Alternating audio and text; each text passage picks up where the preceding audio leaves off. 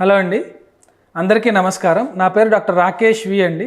నేను ఎల్బీ నగర్లో ఉన్నటువంటి నాసా హాస్పిటల్స్లో ఎనస్థీషియా మరియు క్రిటికల్ కేర్ డిపార్ట్మెంట్కి హెచ్ఓడిగా వర్క్ చేస్తున్నాను.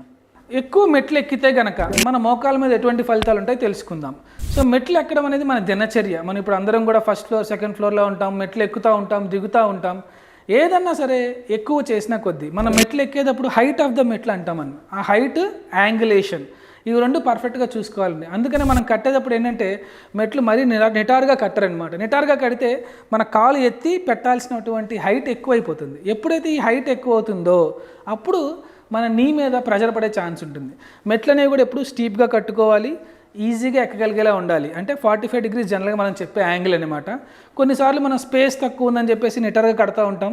అటువంటి మెట్లు ఎక్కడం దిగడం ఎక్కువగా చేస్తే ఎముకల్లో ఉండే గుజ్జు, మనం లెగమెంట్స్ అంటాం అనమాట అండి, ఆ లెగమెంట్స్ మీద ప్రెషర్ పడే అవకాశం ఎక్కువ ఉంటుంది. సో పెద్ద వయసు అయ్యే కొద్దీ మెట్లు ఎక్కేటప్పుడు దిగేటప్పుడు పక్కన పట్టుకోవడానికి ఒక ఐరన్ సపోర్ట్స్ లాంటివి పెడుతున్నారు. అలాంటివి ఉంటే అలా పట్టుకొని నడిస్తే మీ నీ జాయింట్స్లో ఉన్నటువంటి లెగమెంట్స్కి ఇంజరీస్ అయ్యే అవకాశాలు చాలా తక్కువ ఉంటాయి. ఇప్పుడు దాకా మనం విన్న హెల్త్ అప్డేట్స్ లాంటివి ఇంకా మీరు తెలుసుకోవాలి అనుకుంటే కనుక నాసా హాస్పిటల్స్ని ఫాలో అవ్వండి. సో రోజు మేము ఇలాంటి హెల్త్ టిప్స్ ఇవ్వడం జరుగుతుంది. చక్కగా వీటిని చూసి మీ ఆరోగ్యాన్ని కాపాడుకోండి.